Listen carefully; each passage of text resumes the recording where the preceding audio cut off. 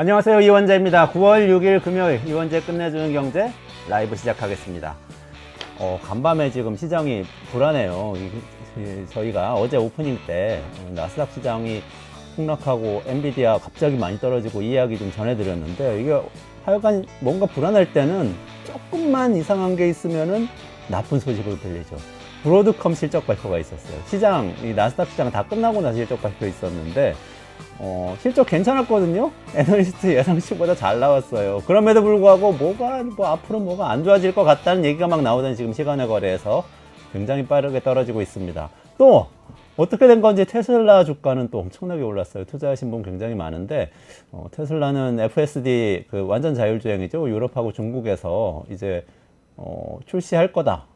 서비스 시작할 거다. 이 얘기 나오면서 굉장히 올랐는데, 사실 확실한지 모르겠어요. 이 이야기들은, 브로드컴 얘기는 어제 최승병 박사 코너에서 저희들이 아주 자세하게 다뤘고, 한번 보시면 굉장히 큰 도움이 될 것 같습니다. 테슬라 이야기는 오늘 뒷코너에서 11시 40분경에 시작할 텐데요. 강정수 박사 나오니까 끝까지 시청하시고 꼭 알아두시기 바랍니다. 미국 투자 안 하는데 내가 무슨 상관이야 이런 생각하실 수 있는데, 지금요, 코로나 이후에 미국 경제가 전 세계 경제 기관차입니다. 거기서 벌어지는 일이 우리를 끌고 가고 있었어요. 엔비디아에서 벌어지는 일이 우리나라 기업을 끌고 가고 있었고, 우리나라 시장 끌고 가고 있었다고 보면 되는데, 거기서 지금 잔고장이 나기 시작했다고 보시면 돼요. 무슨 일이 벌어지는지 관심 갖고 지켜보셔야 될 것 같습니다.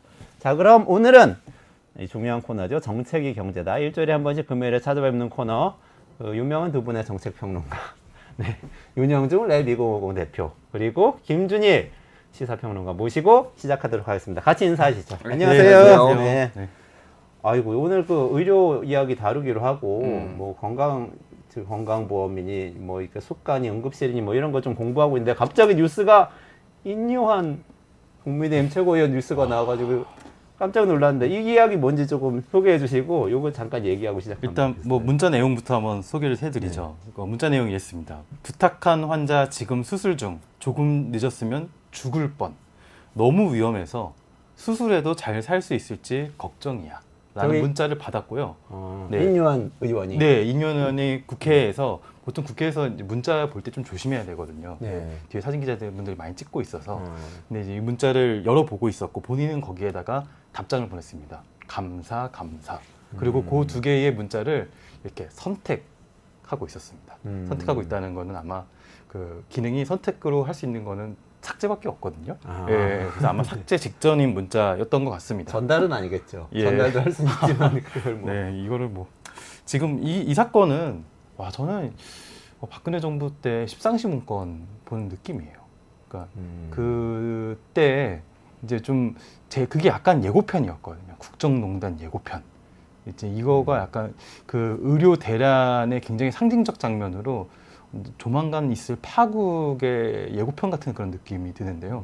지금 이렇게 기름 붓지 않아도 활활 타오르기 직전이거든요. 근데 인요한 최고위원이 이런 식의 청탁, 이게 본인이 부정한 청탁을 한 건 아니라고 이렇게 또 해명을 했습니다. 그러니까 잘 피해 가셨는데, 부정한 청탁과 부정한 청탁이 아닌 게 어떻게 구분할 수 있냐면은, 부정한 청탁인 경우에는 할 수 없는 수술을 잡았다던가, 일정을 바꿨다던가, 억지로 이제 그 의사를 배정했다던가 하는 거는 부정한 청탁입니다. 하지만 이미 수술을 맡은 집도의에게 내가 아는 집도의니까 수술도 좀 잘해달라 라고 정도로 부탁하는 거는 부정하지 않은 청탁으로 분류될 수 있거든요. 그래서 딱 그걸로 말씀을 하셨는데, 아니 지금 그거를 우리가 믿어줘야 되는 상황입니까? 그래서 이거는 좀 제대로 윤석열 정부의 방식대로라면은 당장 압수수색을 들어가서 해야 될 상황인 거죠. 지금. 그렇군요. 지금 정부가 잘못해가지고 의료대란이 벌어졌는데 여당 최고위원이 이렇게 수술을 청탁해서 끼워 넣은 거 아니냐, 지금 이런 의혹인 거죠? 지금 인요한 의원의 주가가 상종가일 겁니다. 네, 진짜로. 왜? 아니 왜냐면은 청탁이 가능한 게 확인이 됐잖아요. 지금 난리가 났거든요.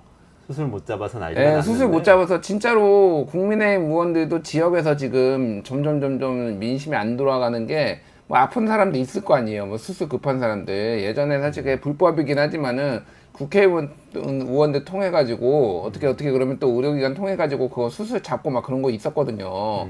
해결이 안 돼요 지금 그 의원들이. 특히 이제 지역에서는 웬만하면 또 서울 와서 받으려고 하니까 이 의원이 지역에 뭐 경상도 의원이라도 서울에 있으니까 이렇게 해가지고 이제 되는 거 아니에요.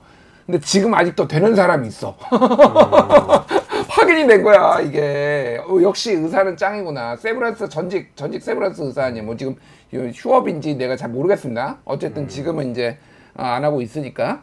근데 옛날 의사들 이제 다 아니까 이게 된다? 야, 이제 인요한이 잠깐은 욕을 먹지만은 이제 엄청나게 이제 쓰임이 크게 많을 거다 당내에서. 다들 줄 서겠네요. 다들 줄 설 거예요 지금. 우리 엊그제 박지원 민주당 의원 나왔는데 본인 청탁은 뭐 택도 없다고 그러시던데요. 그러니까 여당권은 해주겠지 뭐 어쨌든. 한동훈이 하면 안 될 거. 뭐 하여간 아니 뭐 한동훈하고 사이 나쁘지 않아요 최근에. 예, 왜냐면 의료 문제에 있어서는 저번에 최고위원회의 하는데 갑자기 윤석열 대통령한테 전화 왔었잖아요 그때.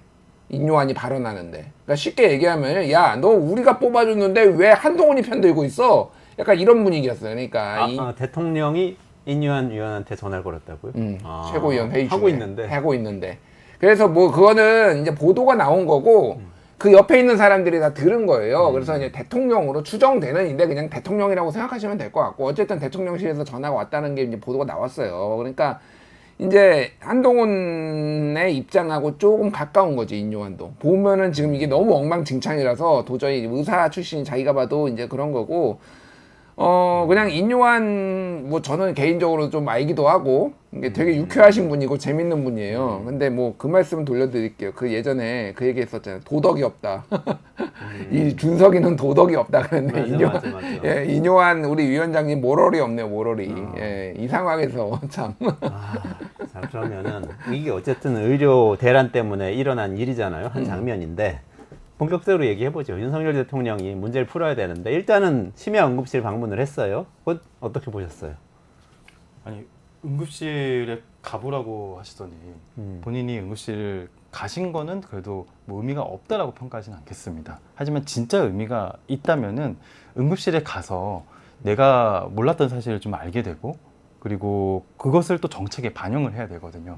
그런데 이제 지난번에 김준일 평론가님께서도 말씀하셨지만 대통령이 가는 응급실은 세트장이에요. 예. 이게 모든 것이 이제 잘 갖춰진 응급실을 갈 수밖에 없게 되고 거기서 새로운 발견을 하기가 어렵죠. 본인 인식을 바꿔야 되는 것인데 그런 인식을 바꿀 만한 새로운 발견을 하기가 굉장히 어렵고 문제는 우리가 예상한 대로 윤석열 대통령이 다녀온 다음에 변화가 없다는 거예요. 지금 1대1 전담 책임반을 뭐 배치한다 요 정도의 정책이 나왔는데요. 그 지금 뭐 아주 미봉책이라고밖에 볼 수 없습니다. 아니 그게 지금 일단 그 국정 브리핑 때 문제가 없다, 의료 현장에 문제가 없다 이렇게 말씀을 하셨잖아요 대통령이. 근데 응급실을 갔어요. 근데 가보니까 문제가 있었다인가요? 아니면은 가봤는데 역시나 문제가 없더라인가요? 그 내용이 있었나요? 문제가 있다라고 얘기를 했는데 아까 전에 그 기사 타이틀 나왔잖아요. 보상 체계 이게 개선하겠다라고 했잖아요. 그러니까 문제를 인정을 안 하는 거예요. 무슨 얘기냐면은 지금 필수 의료의 적절한 보상 체계만, 그러니까 응급실은 무너지고 있다라고 했는데 무너지고 있다라는 건 다 괴담이다라고 얘기를 하잖아요. 그러면서 너희들한테 더 보상을 해줄 테니까 너희들 더 열심히 일해 이 얘기를 한 거잖아요. 당장 무너지고 있다라는 현실 인식이 있으면 여기에 대해서 내가 어떻게 이거를 개선하겠다라고 얘기를 해야 되잖아요. 그러니까 간극이 큰 거예요. 사람들이나 이제 이거 문제점을 지적하는 사람들하고. 그러니까 결국은 간 건 내가 이건 끝까지 가겠다라는 거를 재확인한 거예요. 그러니까 예, 이 문제는 의료 증원은 절대 양보하지 않는다라는 거는 이제 재확인한 거고, 말씀하셨다시피 사단장님 오면 일주일 전부터 그냥 다 내무실이 그냥 삐까번쩍합니다. 하도 닦아가지고. 물론 이제 가끔 가다가 너무 더러우니까 사단장님 와서 좀 깨끗해지는 효과는 있지만은 다 죽어요 그냥 그 군인들. 저게 무슨 의미가 있나? 지금 맨날 얘기하는데 기사를 봐라. 기사를 보면은 지금 우리나라의 이 훌륭한 기자들이 얼마나 많이 지금 응급실 대란에 대해서 지금 계속 설명을 해주고 있고 묘사를 하고 있는데, 지금 광주에서 지금 조선대 앞에 100m 있었는데 앞에 있었던 여학생 농활 갔다 왔다가 쓰러졌는데 조선대 갔는데 못 받았다라는 거예요. 의사가 없어가지고, 응급실에 의사가 없어가지고. 그래서 전남대로 갔는데 지금 의식불명입니다. 호흡은 들어왔는데. 뭐 그런 거 지금 맨날 매일 벌어지고 있어요, 지금.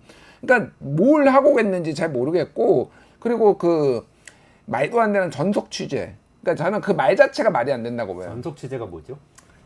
기자들 없이 지들이 찍어가지고 지들이 주는 거야 기자들한테. 아, 대통령이 갈 때 대통령실에서 누가 찍어서 그 기자들한테 이 정권 보내는 거. 이전에는 전속 취재라는 말이 없었어요. 그러니까 이거를 취재라는 말을 붙이기 시작하더라고요. 희한하게. 그러니까 비공개였지 이거를 취재라는 말을 안 붙였는데 원래는 풀 취재라고 하죠. 풀 취재가 뭐냐면은 다 같이 가기에는 너무 번잡하니 그러면은 순번을 정해요. 언론사들끼리. 그래서 용산 출입 기자. 그래서 이번에는 그러면은 촬영 기자는 어디?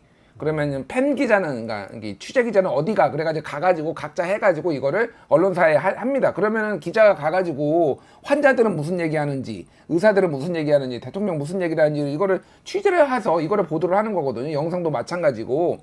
근데 전속 취재는 쉽게 얘기를 하면은 홍보실에서 가가지고 자기가 사진 찍고 대통령이 이런 말씀 하셨어. 북한이에요. 국무위원 김정은이 현장 지도 가면은 조선중앙TV에서 나가가지고 지들이 입맛에 맞는 것만 해가지고 그러면 그거 노동신문이 그거 보도하잖아요. 북한입니다, 북한. 물론 의료계가 번잡하니까 그렇게 했다라고 하는데 최소한으로 하면 되죠. 그러니까 제가 보기에는 이거는 이미 자신감을 상실했어요, 지금. 정부가 완전히 자신감, 언론 통제까지 들어가면서 자신감을 상실했다, 지금. 완전히 뭐라고 해야 되나? 지금 그냥 정신승리하고 있는 그런 상황이라고 저는 봅니다. 네. 그 지난 4월 총선 때 대파 그 하나로마트 갔을 때 그때 전속 취재였나요? 아니면 풀 취재였죠. 풀 취재였나요? 네. 아, 풀 취재도 그렇게 사고가 나니까 이제는 바꿨나 보네. 그런 거 만약에 이거를 그때 전속 취재했었으면 그 부분을 그래도 빼고 이렇게 뺐겠지. 빼고 그 부분 풀을 빼고 했을 했겠네요. 텐데. 아, 그때는 그대로 이 정도면 875원이면 합리적인데 왜 그냥 나가버렸단 말이죠. 그래서 바꿨나 보죠. 풀 취재가 있었으니까. 기자 생활 오래 하셨잖아요. 어떻게 보세요? 처음 들었습니다. 전속 취재라는 말을 와 이런 형식으로까지 운영을 할 수 있구나. 이게 진짜 이 박근혜 정부 때도 참 안 만난다 그랬는데 그때보다 더 후퇴한 것 같고요. 아니 정말 너무 기발한 것 같아요. 바이든 날리면 약간 그 트라우마가 너무 심한 게 아닌가. 근데 지금 그 응급실과 의료대라는 상황은 진짜 이렇게 다루기에는 너무나 중요한 사안이거든요. 저는 이 최상병 특검법 때문에 이 정부가 굉장히 좀 곤란을 겪겠다라고 그동안은 생각했었는데 더 큰 어려움을 이 의료대란 때문에 겪겠다라는 생각을 점점 더 확신이 생기고 있습니다. 그래서 아마 제2, 제3의 대파 사건, 근데 조만간 선거는 없잖아요. 아마 이번 국정감사 때부터 어떤 일이 벌어질지 저는 좀 아마 상당히 좀 이 정부가 어려움을 겪게 되지 않을까라고 예상을 해봅니다. 네, 대자관님, 땡땡님 감사드립니다. 땡땡님이 대통령도 나쁘지만 의사들도 정말 나쁘다. 국민이 죽어나가도 이익을 포기 못해서 그런 거 아니냐. 이런 의견도 주셨는데 어떻게 보세요? 그것도 맞긴 맞죠. 예. 지금 이 문제의 시작은 당연히 정부가 이제 발단이었지만 전공의 지금 응급실이 이렇게까지 난리가 난 것은 전공의 분들이 이탈해서 그런 거잖아요. 전공의 분들이 이제 그만두고 이탈해가지고 원래 이런 종합병원이나 대학병원에서 한 30% 정도의 비중을 차지했거든요. 전공의 분들이. 근데 그분들이 빠지다 보니까 겨우겨우 틀어막으면서 지금 7개월째 온 거예요. 그래서 물론 직역의 이기주의도 당연히 있지만 그것까지도 잘 관리하면서 의료 개혁을 해야 할 책임이 정부에게 있는 것입니다. 네. 이거 조금 약간 길어질 수 있는데 지금의 의료 상황이 어떤지를 설명을 하셔야지 이게 이해가 돼요. 의사라고 다 같은 의사가 아니에요. 예를 들면은 뭐 이제 언론들 마음에 안 드시니까 기자들 기레기라고 하잖아요. 기자들이 다 똑같은 기자들인가요? 이게 방송 기자, 신문 기자, 인터넷 신문 기자, 연예 신문 기자 뭐 다 달라요. 그러니까 그 환경에 따라서 뭐를 취재하고 어떻게 하느냐에 따라서 다 다른 조건에 있습니다. 그러니까 싸잡아서 다 기레기라고 욕을 하면 안 되고 정치인들 다 도둑놈이라고 해도 안 돼요. 의원들도 있고 뭐 다양한 직역에 굉장히 열심히 하시는 분들도 있으니까 의사를 무조건 싸잡아서 욕하는 건 아니에요. 저는 의사 욕 많이 했어요. 지금까지 계속 비판을 해왔는데 이게 지금 어떻게 돼 있냐면 한국은 굉장히 전 세계 유례가 없는 독특한 의료 시스템을 가지고 있어요. 그러니까 쉽게 얘기를 하면은 공공의료로 완전히 가고 있는 영국 같은 나라 예를 들면은 여기는 다 준공무원이에요. 예. 준공무원이기 때문에 장점이 있어요. 전 국민이 상대적으로 저렴한 가격으로 받습니다. 근데 무슨 일이 발생하느냐? 6개월 걸려요. 그렇죠. 예. 환자가 이제 수술 받으려면 6개월 걸려요. 그러니까 여기에 이제 그러면은 미국 같은 꼭 미국이 완벽하게 그런 거 아닌 게 아시겠지만은 미국 다녀서 또 아시겠지만은 저소득층한테는 일종의 국민건강보험 같은 게 있어요. 하지만은 어느 정도 소득이 되면은 그다음부터는 니들은 민영에 이제 알아서 각 조합 같은 게 있으니까 보험 각자 가입해서 하라라는 거잖아요. 그러니까 의료 민영화의 상징처럼. 그러니까 맹장 수술하면은 3천만 원 드는 나라가 이제 미국, 우리나라 50만 원 드는데. 보험 가입하려면 1년에 1,000만 원 내야 되고 막 예, 민간보험 막 그런. 저도 학생 때 거기 있는데 학생이니까 저렴하기는 했지만은 병원 가지도 않는데 한 학기에 한 200만 원씩 내는데 뭐 저는 소득이 있었던 것도 아니고 제가 학생 때 그러니까 아까워 죽겠더라고. 어쨌든 뭐 막 이런 식이야. 여기 근데 한국은 딱 이게 절충형이란 말이에요. 이게 두 가지 제도가 있었는데 당연 지정제라는 거를 박정희가 했어요. 그러니까 전 국민 의료보험은 이제 김대중 때 완전히 통합이 됐고 그때 왜 각자의 의료보험이 있었는데 이거를 전 국민 대상으로 하는 거는 김대중 때 완전히 통합이 됐고 박정희 때 뭐가 있었냐면 당연 지정제가 뭐냐면은 야 의료보험 니들 가서 이거 받겠다고 하면은 어느 병원도 너희 거부하지 마. 그때 이제 의사들이 이거는 사회주의다 하고 난리가 난 거예요. 근데 어쨌든 찍어 눌러가지고 이렇게 됐잖아요. 그러니까 의료보험을 거부를 못해. 치료하러 오면은 무조건 치료해줘야 돼. 어쨌든 이게 이제 일종의 이제 우리나라의 이 의료 시스템을 하는 거니까 이게 절충형이에요. 그러다 보니까 수가는 그리고 국가가 정합니다. 복지부가 이제 정해요. 그러면은 이게 무슨 일이 벌어지냐면 수가를 최대한 국민들이 싸게 빠르게 받기 위해서는 수가를 억눌렀어요. 그러면 의사들이 뭘 하냐면은 많이 진료를 하기 시작해요. 과잉 진료를 하기 시작합니다. 그러니까 우리나라가 이렇게 빨리빨리 이게 진료가 가능한 이유가 의사들이 돈을 벌기 위해서도 마찬가지니까 개업의들이 사실상 다 이런 국민 건강보험을 다 취급을 하니까 하루에 막 몇십 명씩 보게 되니까 굉장히 빠르게 됐단 말이에요. 자, 이런 상황이에요. 그 중에서 이제 전공의들이 있어요. 의사들이 뭐 전공의, 전문의, 교수도 있고 개업한 사람들 있잖아요. 입장이 다 다릅니다, 이 사람들이. 지금 문제가 된 거는 전공의들이에요. 전공의들이 이탈을 했잖아요. 전공의들은 안 돌아옵니다, 지금. 왜 안 돌아오는지를 말씀드릴게요. 이게 의료제는 의사들도 일종의 계급제고 수탈제예요. 뭐냐면은 전공의들을 착취해가지고 이 시스템이 운영되는 거였어요, 지금까지. 전공의들은 한 달에 한 300만 원 받으면서 한 100시간 정도 일을 해요. 뭐 의사마다 다르지만 100시간에서 뭐 많으면 뭐 120시간도 일한다고 하는데 어쨌든 이렇게 몇 년을 해가지고 소위 말해서 전문의 자격증을 따면은 내가 나가면은 어느 정도 소득 보장이 된다라는 거를 기대가 있기 때문에 이거를 이제 그동안 해왔던 거예요. 그런데 지금 전공의들이 가장 반발한 게 뭐냐면은 나는 피해자고 착취당하고 있는데 왜 니들은 그런 거는 해결 안 하려고 하고 의사 숫자만 늘려. 야 이거는 의료 민영화로 가는 거다. 이거는 지금 내가 여기서 전문의 자격증을 딸 게 아니라 내가 이미 일반인 자격증이라도 있으니까 빨리 시장에 들어가 가지고 자리를 잡지 않으면은 이거는 나는 도태되겠다라는 거예요. 실제 의사들이 다 돈 잘 버는 거 아니에요. 돈 잘 버는 의사도 있고 막 개인 회생 신청한 사람들이 전체 회생 신청한 사람의 40%라는 막 보도도 있어요.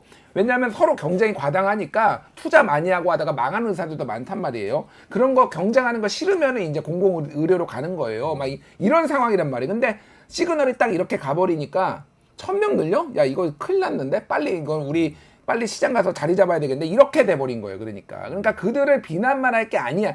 이런 상황을 알고 있으면은 이거를 어떻게 전공의들이 이탈하지 않게 달래면서 어떻게 협상을 해야 되는데 말씀하셨다시피 결국은 정부는 최종 해결자예요. 문제 해결자가 돼야 되는데 이거를 야 2,000명 늘려 뭐 지들이 어떻게 하겠어 야 다 때려잡으면 되지 이렇게 했다가 지금 이 파국이 난 거예요. 그러니까 지금 네, 뭐 전공의에 대해서 뭐 잘 설명해 주셨는데 근데 뭐 저는 다른 의사들도 이번 정부의 의대 증원에 대해서 입장이 크게 다르지는 않다고 봐요. 크게 다르지 않은데 왜 전공의들만 그렇게 적극적으로 또 의대생들이 적극적으로 나섰느냐는 그들이 사실 잃을 게 별로 없었기도 합니다. 다른 전문의들은 본인이 병원을 그만두고 아니면 종합병원에서 그런 걸 하면 또 법 위반 소지까지도 있거든요. 그래서 그렇게 하기가 좀 어렵기 때문에 전공의들은 말씀하신 대로 예전보다는 많이 좋아졌어요. 제가 이제 제 친구들의 막 한창 인턴 레지던트 하던 시절에는 정말 인간 이하의 취급을 우리 수습 기자 때 인간 이하의 취급 정도의 인간 이하의 취급을 몇 년간 받으면서 착취를 당했는데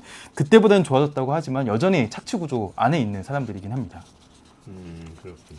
그 지금 정부에서는 근데 어떻게 얘기하는 거냐면 안다고 그런 거 아는데 지금 문제가 되는 건 응급실이잖아요. 응급실 필수 의료는 원래 무너져 있었어. 이렇게 얘기를 한단 말이지. 원래 뺑뺑이 돌았고 그 문제를 해결하자고 의사를 많이 늘린 거 아니야. 의사 늘려가지고 지금 거기 투입하자는 건데 일시적으로 지금 갈등이 있는 거다. 이런 입장인 것 같아요. 어떻게 그러니까 보세요? 의사가 부족하면은 이게 10년 걸리잖아요. 지금 의사 나오는데 10년 동안 그럼 이 난리를 지금 우리가 다 감내하라고 사람 죽는 거를 감내하라고요? 그걸 누가 감내할 수 있습니까? 그러니까 제가 진짜 저는 저번에도 말씀드렸지만 의사수 늘리는 거 찬성해요. 의사들 이렇게 직역 이기주의로 하는 것들 굉장히 비판도 많이 했어요. 근데 이건 아니라는 거예요. 그러니까 이런 방식으로 하는 거 말도 안 되는 얘기죠. 지금 당장 의사가 없어요. 어떻게 할 건데요?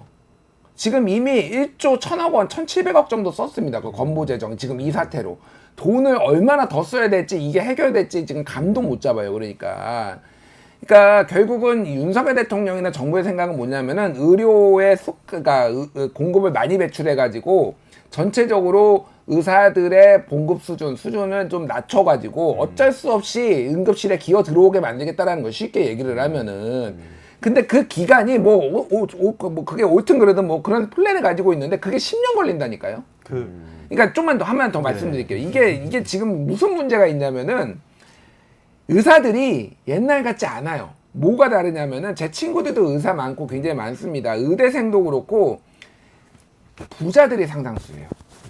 물론 그 전공의도 이거 들으시는 분 중에 내가 부자야 그러지만은 옛날에 비해서 그렇다라는 겁니다. 옛날에는 이를테면 의대가 그렇게 높지 않아서 모든 의대가 다 지금 상당히 있었지만 예를 들면은 뭐 연세대 의대 같은 경우는 서울대 거기보다 이렇게 낮고 그랬어요. 그 무슨 과보다 낮고 이렇게 막 배치표 보면은 뭐 이런 식으로 돼 있었단 말이에요. 그러니까 의대가 그 대학에서는 상당히지만 오히려 대학 서열화가 확실했어요. 옛날에 기억하시나 배치표 보면은 그런 시절도 있었습니다. 그러니까 뭐냐면은 지금은 시스템 자체가 부자들만 의대에 갈 수 있게 유리하게 돼 있기 때문에 의대생들의 부모가 의사예요. 상당수가 막 이런 식이란 말이에요. 지금 의사들이 무슨 얘기 하냐면은 의대생들한테 야 휴학해 그냥.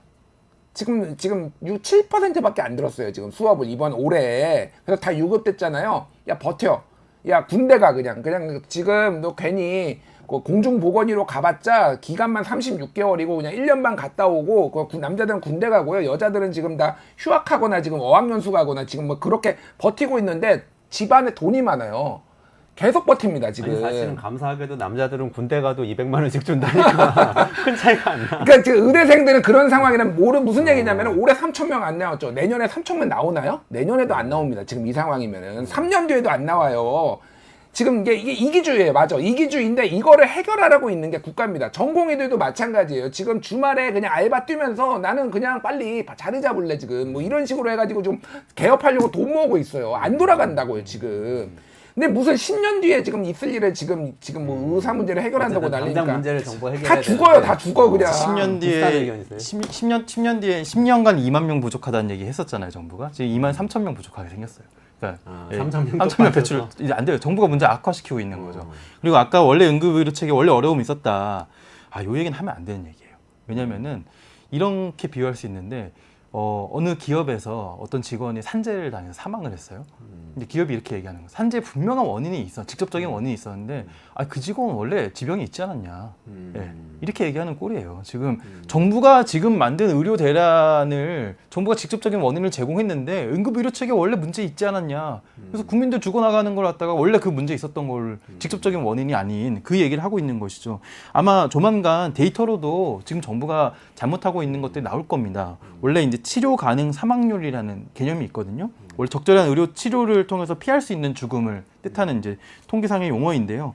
원래 이제 서울의 경우에는 이게 가장 적었습니다. 서울에 이게 원래 지역 의료 격차를 얘기를 할 때 많이 나오는 통계였거든요. 그래서 서울의 경우에는 10만 명당 30명, 그리고 강원도는 한 40명, 그리고 경북 영양군 같은 경우는 107명, 이렇게 큰 차이가 있었거든요. 아마 이 숫자가 올해 이제 다 지나고 나서 보면 상당히 올라갈 것으로 보이고요. 이건 좀 명백하게 정부의 책임인 거죠. 네. 아까도 전공의와 전문의의 관계와 이 구조에서 전공의들이 지금 이탈했기 때문에 어쨌든 인력이 부족한 문제가 현재로서는 생긴 거잖아요. 그러면은 근데 이 전공의들이 원래 필수 의료 쪽으로 가는 전공의들이에요? 아니면은 지금 아까 말씀하신 걸로는 이분들이 필수 의료 쪽으로 가려고 했는데 상황이 이렇게 되니까 그냥 개원이 쪽으로 나는 돈 버는 쪽으로 가겠다 이렇게 마음을 먹어서 문제가 커질 것이다라고 얘기하셨는데 그러니까 개념을 이렇게 보시면 돼요. 전공의를 굳이 이제 학교로 비교를 하면은 박사과정 정도로 보시면 됩니다. 그리고 전문의는 포닥 이게 박사과정 따고 이제 포닥 정도로 이해하시면 돼요. 정확하게 이해하진 않지만 취업한 상태인 거죠 어쨌든. 네, 그러면은 전문의는. 박사과정이 예를 들면은 MBA 뭐 이게 경영학과 박사과정도 있을 테고 무슨 철학과 박사과정도 있을 테고 그런 거잖아요. 필수 우료는 철학과 박사과정이라고 보시면 돼요. 거기에 그냥 숫자가 적어요. 왜냐하면은 어차피 노가다는 해야 되고 쉽게 얘기를 하면 그리고 어쨌든 좀 사명감 있는 사람들이 사명감 있는 철학은 사람들이 그렇죠. 있는 거야. 철학은 뭐 예를 들면 내가 철학을 너무 좋아하니까 거기서 박사 하잖아요. 숫자가 적잖아요. 돈 벌려고 하는 건 아니죠. 돈 벌려고 하는 사람은 이제 법대나 뭐냐 법학전문대학원 예를 들면 그런 식으로 이해를 하시면 돼요. 그러니까 다 모든 전문의들이 아니 전공의들이 다 필수 우려로 있는 거 아닙니다. 그래서 거기도 피부과, 안과, 성형외과 여기가 제일 그거예요. 그러니까 같은 거라도 일반이 이제 뭐 피부과나 뭐 성형외과가 아니라 나는 전공이다 이런 거 타이틀 달아가지고 해야지 너 장사가 잘 될 거 아닙니까? 그러니까 거기에 더 많은 거 맞아요.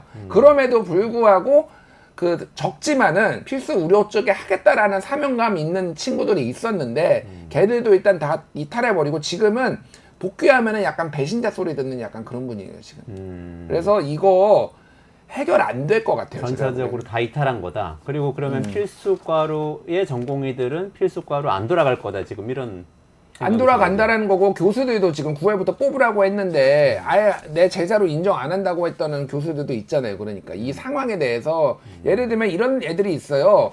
내가 지역에 예를 들면 지역에 있는 애인데 내가 세브란스나 서울에 있는 데로 그러니까 그거는 그거예요. 어디에서 박사하냐 그러니까 뭐 제가 낮추는 게 아니라 전남대에서 하다가 서울대에서 박사하면 더 좋아 사람들이 더 인정해 줄 거 아니에요. 이 기회에 옮기려는 친구들도 있는데 그 교수들 상당수는 이거 인정 안 하겠다 뭐 그런 데도 있고 막 엉망진창이 돼 버렸어요 지금 그러니까. 지금 또 블리소네어님이 이런 의견을 주셨는데 필수 의료 패키지에 대한 네. 내용이에요. 근데 이제 필수 의료를 살리자고 정부는 필수 의료 패키지 내놨는데 이게 의사 노예화를 가속화하려고 하는 거고 그것 때문에 전공의들이 이탈한 거다. 이런 의견 주셨어요. 이거는 어떻게 봐야 돼요? 아 그렇게 뭐 보신다면은 그건 상당히 좀 그 의사 쪽의 시각이 좀 아닌가라는 생각이 좀 드는데요. 필수 의료 패키지라는 게 일단 필수 의료 패키지는 뭐 말하는 주체에 따라서 굉장히 그 좀 다릅니다. 정부가 보건복지부가 이 의대 증원을 내면서 얘기했었던 필수 의료 패키지에도 굉장히 여러 가지가 나와 있는데요. 가장 핵심은 그 필수와 지역 의료를 강화하겠다는 여러 정책들입니다.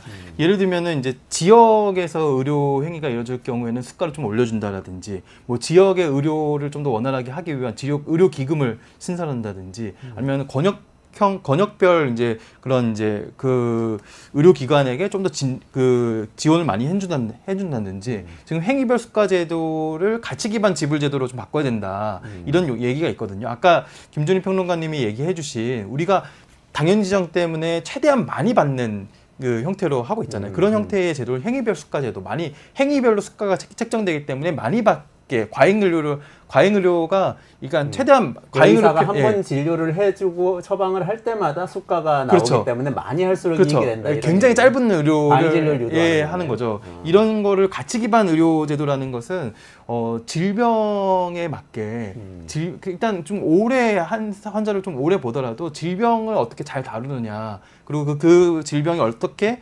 그 변화해 가느냐, 이런 거에 대한 지불의 가치를 준다는 건 상당히 어려운 제도인 거죠. 그래서 그런 것들을 한다. 또 실손보험을 개선한다. 혼합진료를 금지한다. 혼합진료라는 거는 뭐 이 진료를 받으러 갔다가 다른 진료를 이렇게 받게 한다든지, 비급여 진료를 같이 한다든지, 이런 것들을 의미하거든요. 그래서 비급여 관리 체계를 확립한다. 뭐 이런 얘기들이 있고, 내용들 중에는 굉장히 아까 이제 의사분들을 노예화한다라고 표현한 이유가 뭐냐면요, 의사분들의 이해를 굉장히 핵심적으로 건드리는 몇몇 제도들이 있어요. 그래요? 예를 들면 혼합진료 금지 같은 경우가 혼합진료. 금지가 그런 것이고, 비급여 혼합진료가 어떻게 의사들에게 이익이 되는 거죠? 그럼 의사들은 이 의료 행위를 하면서 다른 의료 행위, 특히 비급여 같은 거를 같이 의료 행위를 할 때 굉장히 수익을 많이 창출할 수 있거든요. 비급여라는 게 비싼 뭐 비타민 주사 이런 거예요? 예를 들면 비급여는 그것보다 더 건강보험공단이 의료 수가를 책정하지 않은 의료행위입니다. 그렇기 때문에 의료행위의 수가를 책정한다는 것은 반드시 필요하다는 것인데, 예를 들면 아직 검증되지 않은 것, 아니면 조금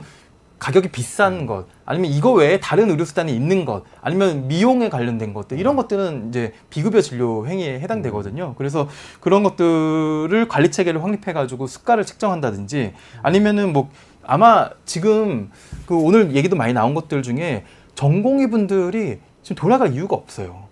왜 그럴까요? 전공의 상태, 이분은 일반 의사의 상태이거든요.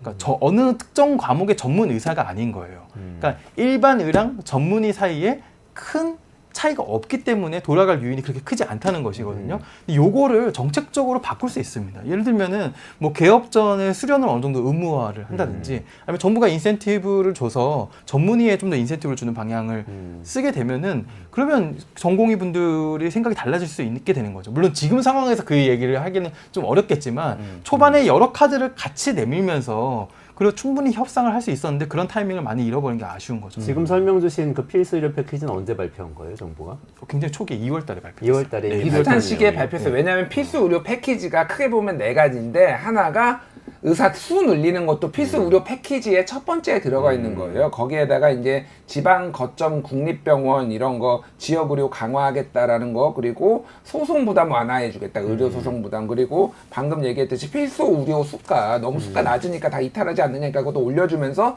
비급여는 억제하고 그리고 미용도 억제하고 이런 겁니다. 저는 오히려 필수 의료 패키지의 이 내용들이 상당히 해볼만 하다라고 생각을 해요, 솔직히. 예, 왜냐하면은, 근데 의사들은 싫어하겠죠. 이거 그리고 쟁점들이 좀 있어요. 급여와 비급여를 혼합하는 거를 금지한 게 대표적인 건데, 예를 들면 이런 겁니다. 제가 어깨 아파요. 그럼 이제 여기에다가 붙이는 거죠. 전기 뭐 이런 거요. 네. 이런 거는 급여가 돼요. 근데 도수 치료 있잖아요. 막 이런 거. 네. 그거는 이제 실손보험 그렇죠. 이제 하면은 대충 다 커버가 되는데, 그거 없으면은 안, 그러니까 그거를 근데 두 개를 같이 처방하는 건데 그거를 못하게 한다라는 거예요. 그러니까 그걸 둘 다 받으려면은, 그러면은 내가 두 번 가야 돼요, 병원에. 그러면 환자가 불편해지는 게 있고, 예를 들면은 수면 내시경을 했는데 그렇구나. 병원 가서 어깨 아파서 가면은 이쪽 침대에서 이 전기 치료, 물리 치료 한 다음에 저쪽 침대 가가지고 막 도수 치료 해주잖아. 이게 두 개가 구분돼 있어서 그런가 봐요. 뭐 지금은 할 수 있어요. 지금은 할 수 지금 있으니까 한꺼번에 할수 그건 있어요. 상관없어요. 있어요. 예. 근데 제가 말한 건 이게 도입이 되면 그게 안 되는 거고, 이제 쟁점들이 예를 들면 수면 내시경 같은 경우에는 내시경은 급여고요, 수면은 비급여예요. 그러니까 수면 내시경 만약에 그러니까 건강 검진해 보시면 알겠지만 돈 더 내잖아요, 몇만 원. 이거를 그러면은 금지를 하면은 이제 다 그러면은 그 수면 내시경 할 때에 그것도 돈을 많이 내든지, 아니면은 뭐 이렇게 수면 아니고 이제 다 이게 목구멍 들어오는 거 참든지 막 이렇게 돼야 되는 거예요. 그러니까 뭐 이를테면은 그 무통주사도 그렇고, 무통주사 맞는 게 이를테면은 그것도 비급여거든요. 뭐 하여간 그런 복잡한 문제들이 있어요. 그래서 의사들이 이제 그런 거 이제 반대하는 것도 있는데, 전체적으로 보면 우리나라가 실손보험 시장이 점점 너무 커지고 있고, 여기에 의존하다 보니까 이게 사실상의 이제 의료 민영화의 전초 단계 뭐 이런 얘기까지 나오고 있고 뭐 그래요. 그래서 약간 어느 정도는 저는 미용들은 특히 억제를 해야 된다라고 봐요. 특히 미용 혹시 가보셨는지 모르겠지만 피부과 가면은요, 그냥 기계가, 그러니까 수술이 아닌 부분은요, 기계가 얼마나 좋은 거 들여왔느냐가 그냥 관건이에요. 어차피 샷 놔주는 거 저도 한번 가봤는데, 샷 놔주는 거는 어때 간호조무사들이 다 합니다. 기계에 놓고 하는 거 의사가 하는 게 없어요, 솔직히. 그런 것들은 저는 과감하게 개방을 해가지고 거기에 기대 수익을 낮추는 것도 저는 필요하다고 봐요. 개인적으로 의사들은 싫어하겠지만은 너무 그쪽으로 돈이 많이 되고 몰리니까. 근데 어쨌든 이런 것들이 이제 의사들이 좋아할 만한 내용이 하나도 없는 거지. 예. 근데 그거에 가장 이제 딱 이게 뭐 확 돌았다라고 하는 게 2,000명. 2,000명이 이제 도화선이 된 거예요, 그러니까. 예. 근데 그러면 의대 증원 문제뿐만 아니라 사실은 이 패키지 전체가 어쨌든 굉장히 첨예한 이해 충돌의 이 지점에 딱 있는 거네요. 근데 그러면은 앞으로 어떻게 될 건지 조금 짚어보면 좋겠는데, 몇 가지 또 나온 다른 쟁점들이 있어요. 예를 들면 중증 경증 논란이 있는데, 요거는 제가 이전에 저는 얘기 많이 들었었는데, 의사들이 항상 필수 의료과에 계신 선생님들, 뭐 개원하신 분들은 상관없겠지만 필수 의료과에 계신 분들, 우리나라 환자들 너무 경증인데 응급실 많이 오고 또 너무 많은 처치를 요구하고 이런다는 얘기 그 전에 제가 좀 많이 들었었거든요. 지금 근데 지금 중증 경증 논란이 일었잖아요. 왜 지금 응급실 정부 때문에 관료가. 중증 경증 논란이 있었지만, 원래 중증 경증 논란은 응급실뿐만이 아니라 상급 종합병원에 경증 환자들이 많이 간다는 것이 가장 중요한 논란이었습니다. 그래서 일단 우리는 아프고 보면은 큰 병원부터 일단 진료 예약하고 보거든요. 근데 그런 경우에는 보통 가까운 병의원을 찾아서 진료를 받아보고 거기에 소견을 받아가지고 이제 상급종합병원을 가는 것이 이제 중요하고요. 지금 또 박민수 차관이 직접 연락할 수 있으면 경증이다. 예. 네. 굳이 뭐 기름을 붓지 않아도 되는데 계속 기름을 붓고 있죠. 그래서 뭐 이런 불필요한 발언들을 하고 있는데, 지금 응급실에서는 뭐 이런 얘기까지 한다 그래요. 뭐 경찰을 한 명 배치를 하는 게 차라리 낫겠다. 그 지금 환자들에게 당신 경증이니까 돈 더 많이 내야 됩니다. 아니면 지금 여기서 진료받지 못합니다.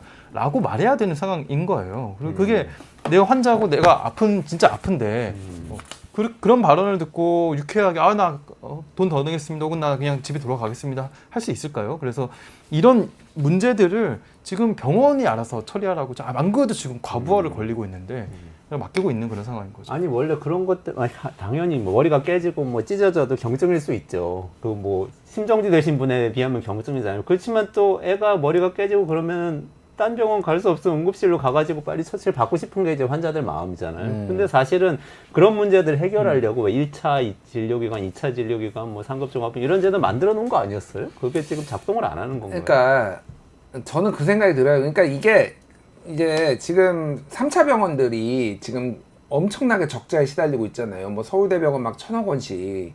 근데 이제 이거를 그러면은 적자가 원인이 뭘까를 생각을 해보면은 제가 한번 질문을 드려볼게요.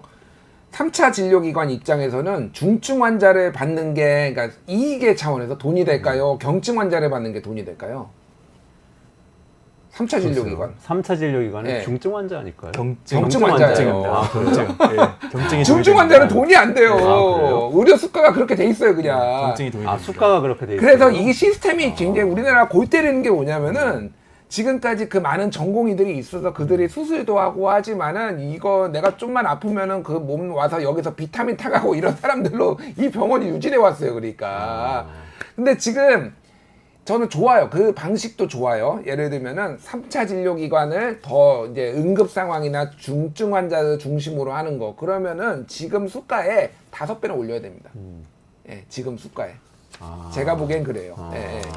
그러니까 사람들이 습관적으로 이렇게 뭐 이렇게 가는 것도 이제 있고 사실은 저는 응급실 문제는 조금 다르다고 봐요. 근데 응급실 말고 그냥 일반적으로 병원에는 그냥 세브란스부터 막 가잖아요, 사람들이. 맞아요. 예. 특진하면 되니까 예. 돈 조금 더 내고 돈 더 내고 하면 조금 되잖아요. 더 내고. 그걸로 사실은 먹고 살았는데 그거 다 이제 사실상 1, 2, 3차 이제 분리를 하면은 그러니까 우리가 대야 되는 의료보험비가 훨씬 오를 거다. 내가 올라도 그게 필요하다라고 하면 저는 할 수도 있는데 지금 같이 이렇게 폭력적인 방식은 아니. 이런 식으로 대학병원에 파탄을 내놓고 지금 이게 굉장히 딜레마적인 상황입니다, 지금.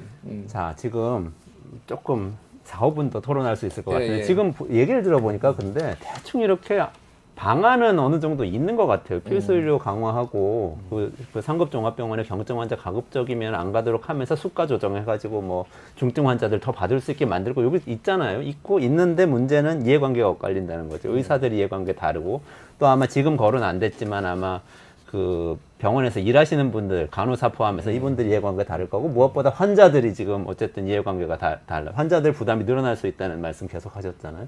그럼 이거를 중재를 하는 게 정치권의 역할일 텐데 앞으로 어떻게 해야 될까요? 한동훈 대표는 유해안 던져놓고 지금 여야정 협의체 만들자고 이야기를 오늘 오전에 해놓은 상태입니다. 이거는 대통령의 입장이 빨리 바뀌지 않으면 많은 사람들이 더 이제 죽어나가는 상황이거든요. 그래서 대통령의 입장을 바꿔야 되는데 대통령의 입장을 바꾸는 방법이 크게 두 가지가 있는 것 같아요. 입장을 바꾸는 게 아니라 이 문제 의대 증원을 그 문제를 조금 이제 유연하게 정부가 그 입장을 바꾸게 하는 것. 어떻게 보면 한 두 가지 방법이 있는 거. 하나는 정말 극단적인 사건 사고들이 더 많이 터져서 정부가 더 이상 버틸 수 없겠다라는 생각이 들 때 뭐 인유한 아는 사람은 버틸 수 있겠지만 뭐 아닌 사람 못 버티잖아요. 예.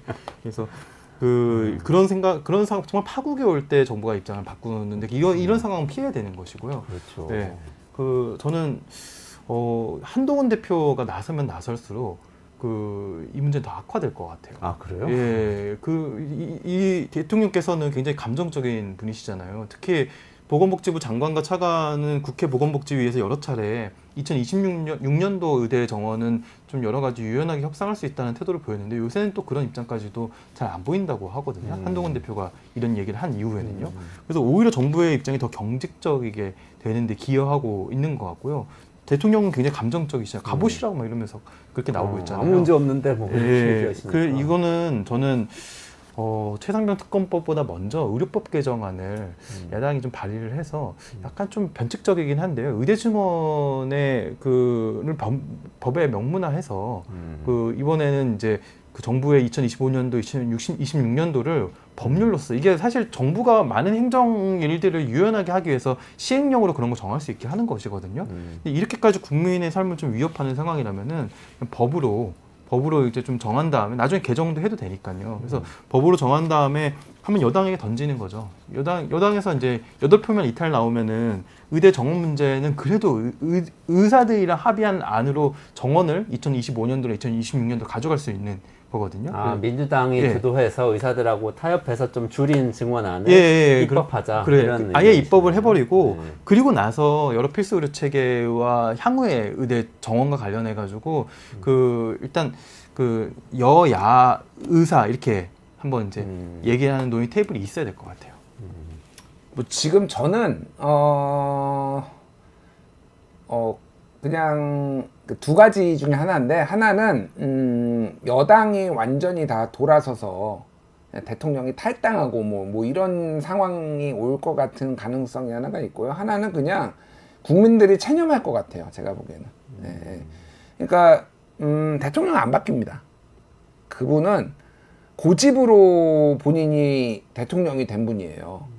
예, 추윤 갈등 뭐 이런 걸로 그렇고 다 자기가 버텨가지고 개사과하고 뭐 이런 분이잖아요. 그러니까 버텨가지고 이게 정치적으로 성공을 했다라고 하고 자기 방식이 했고, 지금도 앞에서 그게 성공인지 실패인지 모르겠으나 건설 노동자 다 힘으로 눌러가지고 찍어 눌렀고, 그러니까 본때를 보여주겠다라는 거거든요. 말 안 듣는 사람들. 의사들도 지금 본때를 보여주겠다. 어디 감히 저항을 해. 내가 권력을 가지고 있는데, 이런 분이에요. 안 바뀌어요, 그냥.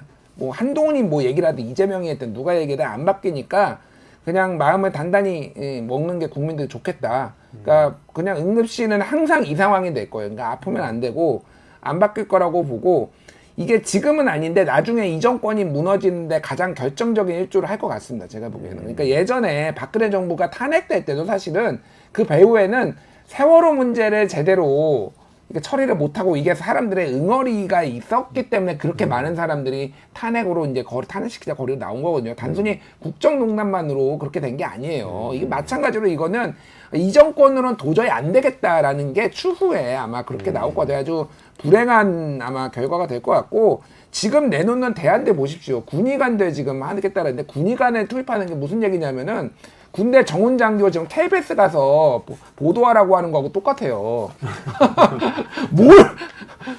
마이크로 영내 방송하는 사람들을 군대 KBS 투입하는 거나 마찬가지다. 아니 그러니까 뭐가 어디 있는지 안다고. 주사기는 어디 있고, 예를 들면 마이크는 어디 있고, 카메라는 어디 있고, 어디로 동선을 들어가는지 뭘 알겠습니까 그 사람들이. 아무것도 지금 기사 보십시오. 나 그냥 돌아갈래. 다시 돌아가는 복귀하고, 거기에서 잘못 만졌다가 온팡 사람 죽으면 자기가 다 뒤집어 쓰는 거 알잖아요. 군의관들이. 그 사람들도 일반이 의사잖아요. 그러니까 군대 대신에 온 거잖아요. 그러니까 나이 젊은 사람들이잖아요. 이거 큰일 나겠다. 그래서 안 해버린다라는 거예요.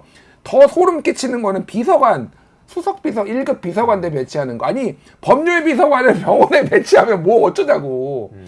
인사비서관, 법률비서관 뭐 이런 사람들 지금 20명인가 배치 각 거점 병원마다. 그러니까 제정신이 아니에요. 제가 보기엔 지금 해법이. 근데 그냥 끝까지 가겠다라는 겁니다. 그래서 저는 죄송하지만은 진짜 그러니까 안전벨트 단단히 매시라. 예. 그리고 빨리 인요한 같은 사람 빨리 한 명 빨리 좀 확보해 두시라. 그렇게 말씀.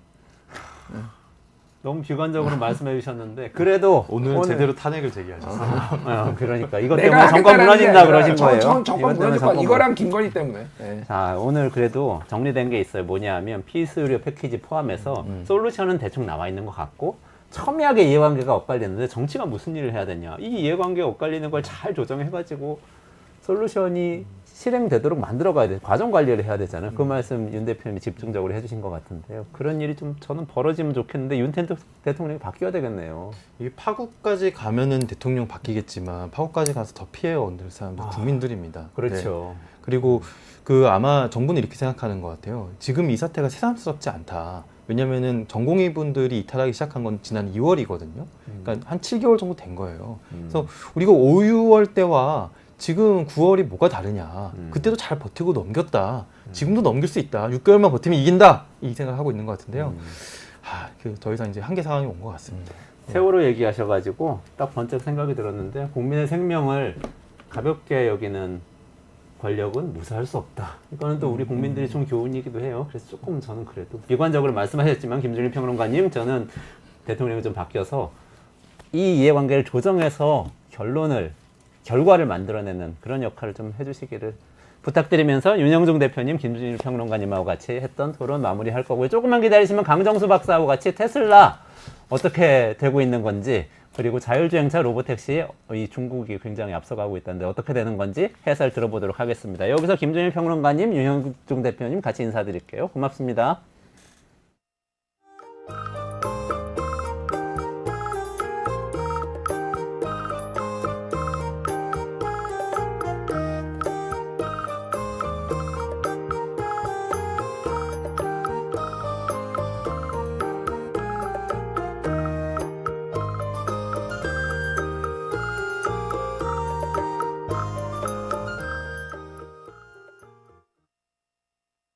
윤석열 대통령의 이제 그 취임하기 전에 아크로비스타에 살았잖아요. 거기 이웃 같은 아파트에 사는 사람이고요. 또 술 친구에다가 알몸으로 사우나라는 그런 사이라고 하고요. 그리고 대선 출마할 때 가정교사 역할을 또 했었고, 윤석열의 일타 강사다라는 말도 했었고요. 외교안보 대통령이란 말이 나올 정도로 외교안보는 전적으로 김태효 차장이 주도를 하고 있는 거죠. 지금 이제 독립기념관장이란 뭐 뉴라이트 논란이 있으니까 대통령은 솔직히 뉴라이트가 뭔지도 모르신다라는 말을 했어요. 며칠 뒤에 윤석열 대통령이 직접 그걸 밝혔습니다. 솔직히 뉴라이트가 뭔지 모른다라고 얘기했어요. 사람들이 다 그걸 보고 이건 쉴드가 아니라 디스 맞다. 그 말 자체가 또 뭘 의미하냐면, 대통령은 뉴라이트가 뭔지도 모르신다라고 말하는 것도 장관급 인사도 그렇게 말을 함부로 하기 쉽지 않죠. 그런데 대통령과 그만큼 가까운, 쉽게 말을 던질 수 있을 정도로 대통령 눈과 귀를 사로잡고 있다는 이야기도 되겠죠.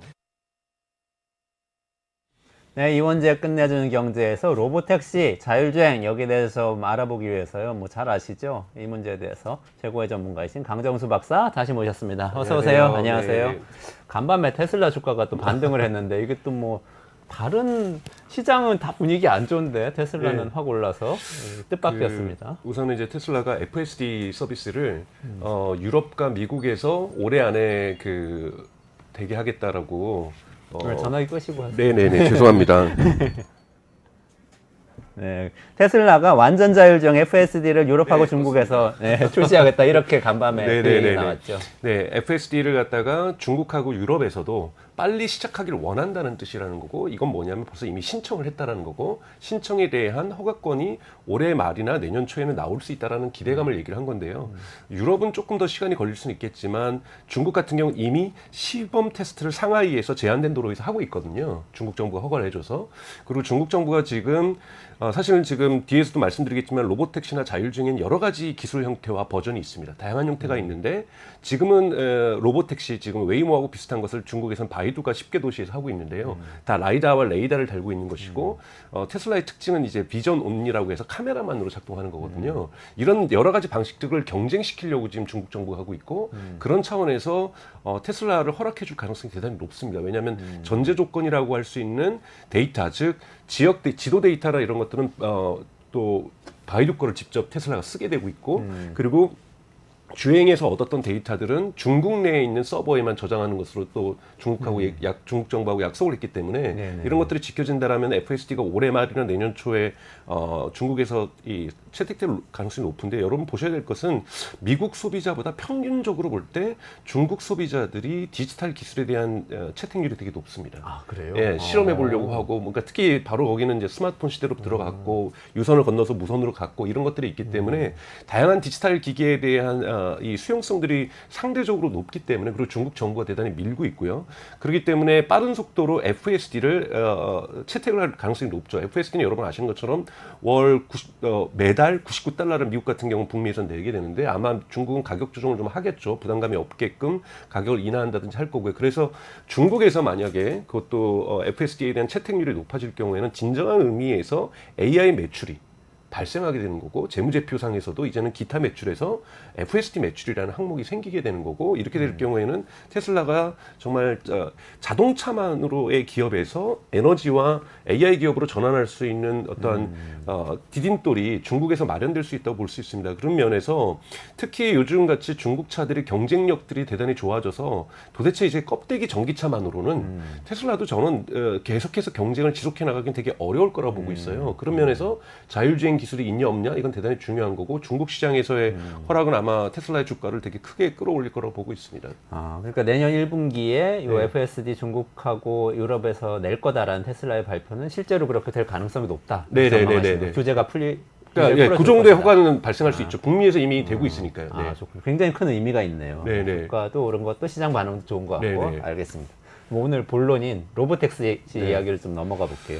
테슬라 로보택시 지난번에 한번 설명해 주셨는데 하여간 8월에 발표한다고 그러고 뭐 좀 늦어질 네. 거라고 얘기하셨는데 또 10월에 발표한다고 그래도 네. 행사까지 공개하겠다고. 네네네. 얘기했죠? 그래서 지금 10월 10일 날 LA에 있는 그에서 이제 발표를 하게 되는데요. 헐리우드에서 하는 거죠. 네, 헐리우드에서 하게 되는 거고 그렇기 때문에 헐리우드에는 지금 그 안에는 지도 정보가 없거든요. 왜냐면 스튜디오 거대한 워너브로스 스튜디오니까 이 스튜디오는 영화를 찍는 곳이니까 여기에 대한 지도 데이터가 없어서 지금 테슬라가 들어가서 지도 데이터를 만들고 있습니다. 그거는 대단히 여기에서 다양한 이벤트를 보여주겠다라는 의미로 우리가 해석을 할 수가 있고 또 그것에 대한 붐을 지금 띄우기 위해서 ASS 지금 Actually Smart Summon이라고 하는 아스라고도 이제 얘기할 수 있는 요 기능을 지금 테슬라의 HW 그 하드웨어 4를 가지고 있는 차량뿐만이 아니라 하드웨어 3까지 가지고 있는 모든 차량에게 지금 기능을 했거든요. 이거는 FSD를 구독하지 않아도 누구든지 쓸 수 있게 되는 겁니다. 근데 이런 것들이 얼마나 여러분 효과가 있냐면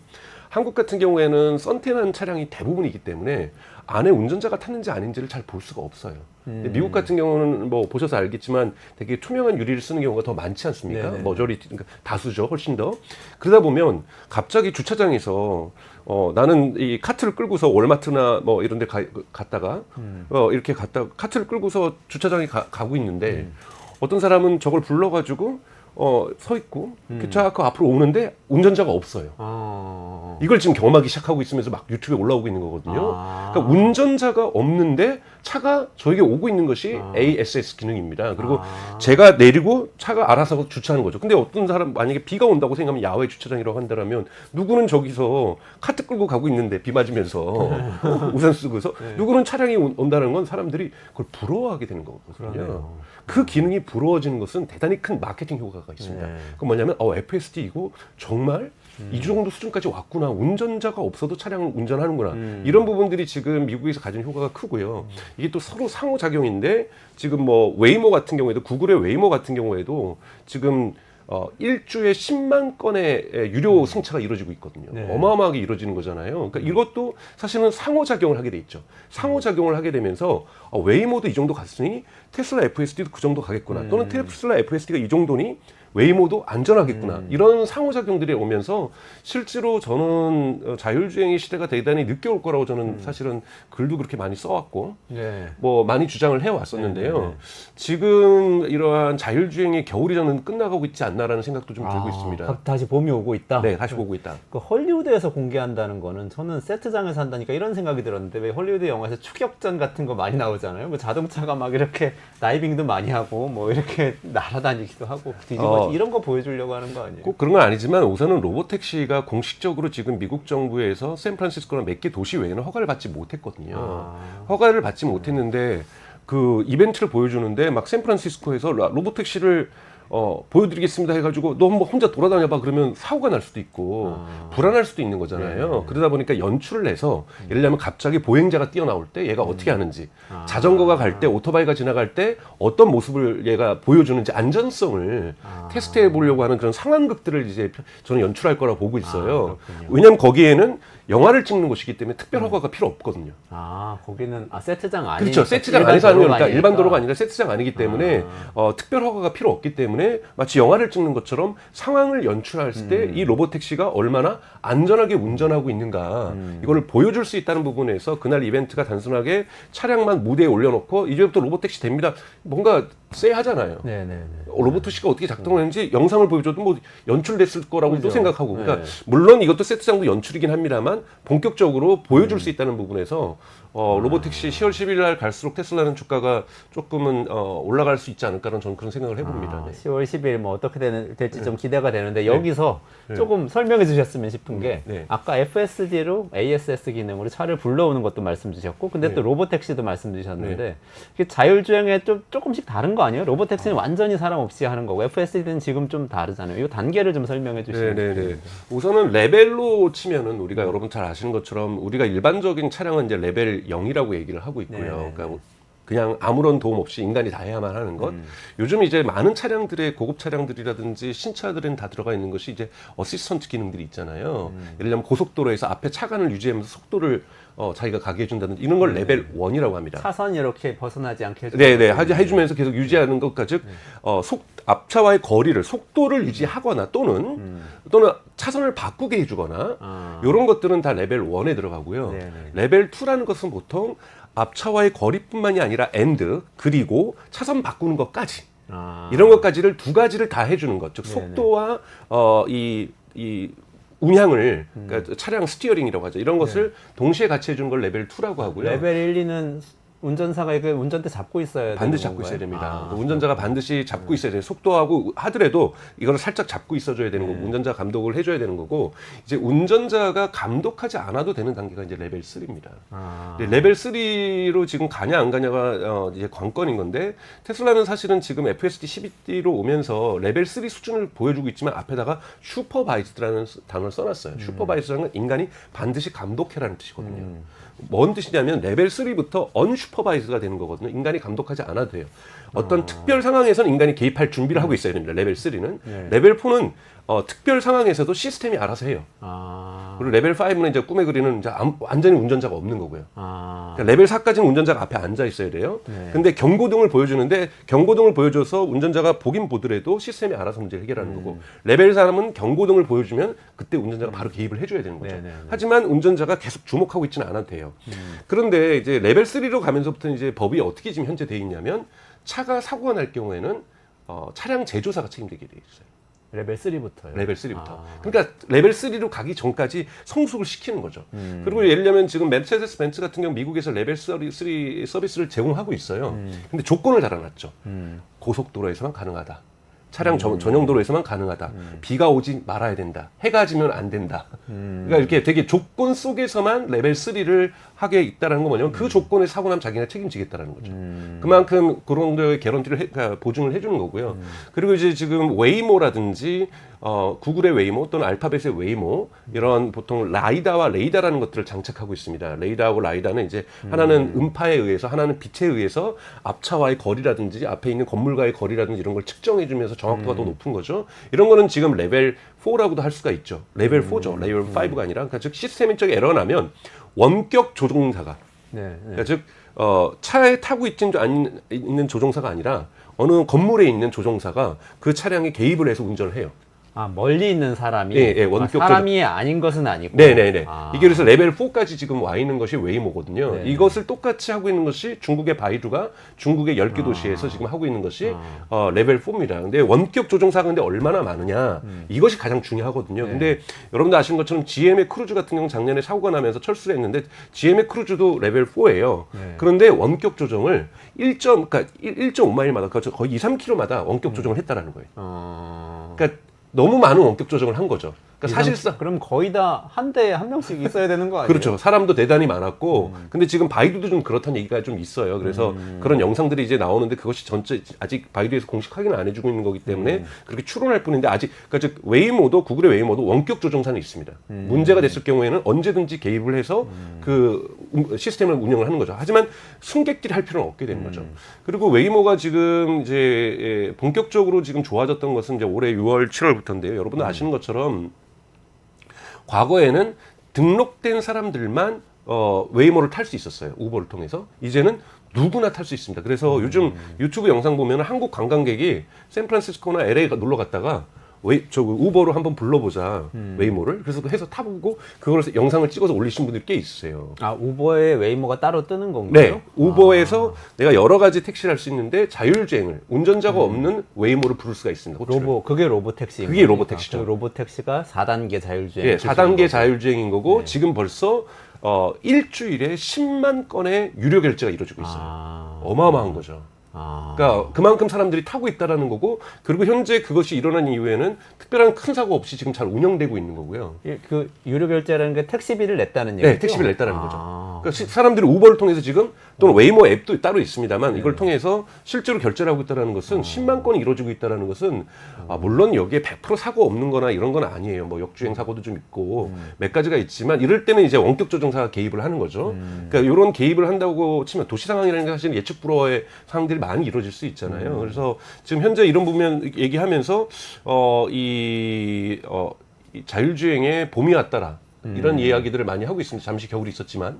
네. 웨이모가 그런 상태군요. 근데 아까 중국의 바이두 얘기하셔가지고 네. 좀 깜짝 놀랐는데 중국이 그렇게 앞서 있어요? 네, 중국 정부가 이걸 몰고 있어요. 그러니까 중국 정부도 지금은 전기차 부분에서 어느 정도의 글로벌 전체 세계 시장에서의 안착을 중국 브랜드들이 하고 있다고 보고 앞으로 계속 성장을 이어나갈 거라고 보고 넥스트 스텝 다음 단계로서 자율주행이다 중국 정부가 이번에 올해 6월 달에 정책을 발표했습니다. 그래서 2030년까지 100개 도시에서 중국 100개 도시면 여러분 어마어마한 겁니다. 여기에서 자율주행을 가능하게 하겠다.